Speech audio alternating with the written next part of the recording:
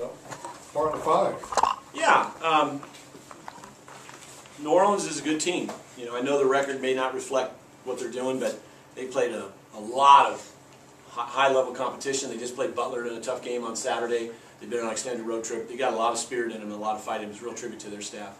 I thought our guys, we always focus on 3 areas: ball security, defense, and rebounding. We held our opponent under 40% shooting. That's always one of the keys. I don't think we've lost yet this year when we've held our opponents under 40%. I think all 9 of our wins we have done that. You'd have to double check that one, but I think that's accurate. We only had 9 turnovers. Last time we played them we had, I don't know, Amy, what was it, 25, 26? It was something ugly. And so that was good. The only area we let down is they beat us on the boards, and they did. They're long athletes on the perimeter, and they got to those long rebounds, and give them credit for having the tenacity to go get them. No team has beat us on the boards like that all season, and I give a lot of credit to New Orleans for the spirit they showed tonight. James obviously struggled. His shot just wasn't falling. So to have everybody else kind of step it up, have 4 other guys in double figures, is that something you think can particularly help you down the road to win a game? No question. And it's an important ingredient. When any team becomes overly reliant on a particular individual to do anything, you have a problem. You just have a problem. And we have been over backwards as a team and as a staff to really inculcate in our guys that notion that this is a team. It's about those 3 things that I just cited: ball security, rebounding, and defense. If we do those, no matter what numbers are out on the court for us, we have a chance to win. And we've been adamant about that all season, and I think it's played out that way too for the most part. You comment about Lewis Garrett's 5 minutes in the second half. Well, you know, Five productive minutes. Lou's playing on a tender ankle, and so we didn't want to push him out too much. But he had, you know, Lou's done that now 4 or 5 times this season, where he's just had a little burst of I don't know, the light goes on, all of a sudden he starts making plays on both ends of the floor. He's confident, and I think he's trending in the right direction for us, no question. He only got 1 rebound, but that 1 rebound was a drive to the basket. Yeah, no, Lou is definitely arcing in the right direction. No question.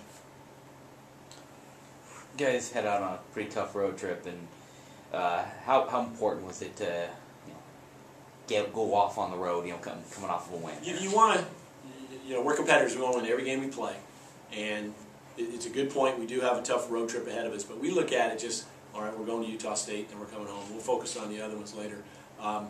Utah State, in my view, is an opportunity game for us up there. Very few WAC teams have won up there in the last, 8 years that Utah State's been in the WAC. So any team that does get a win up there, it's a huge step in a direction. New Mexico State won up there last year, and that was an important win in there, winning the title in our league. I think that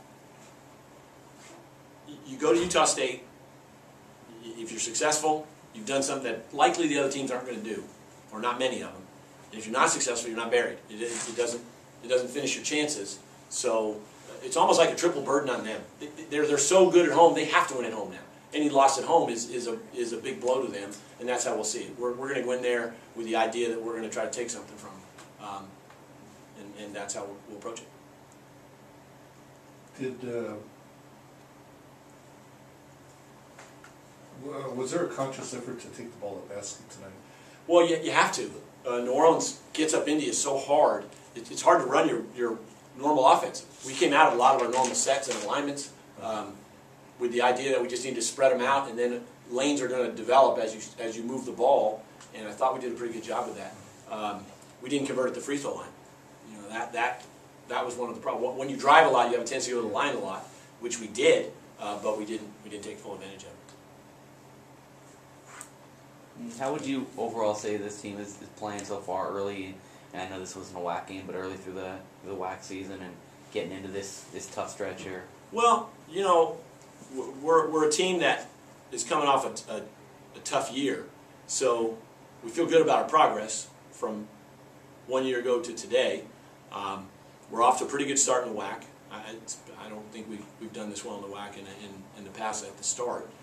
So our guys have a lot of confidence, but we know we still have a lot of season to go. We talked about it a lot yesterday in building the landscape for this game. This is the tipping point. We now move into the second half, and teams have to prove themselves in the second half of the year. That's when the wins are even tougher to get. You got to grind for them, and you have to fight for them. And well, we'll see how our guys respond to that.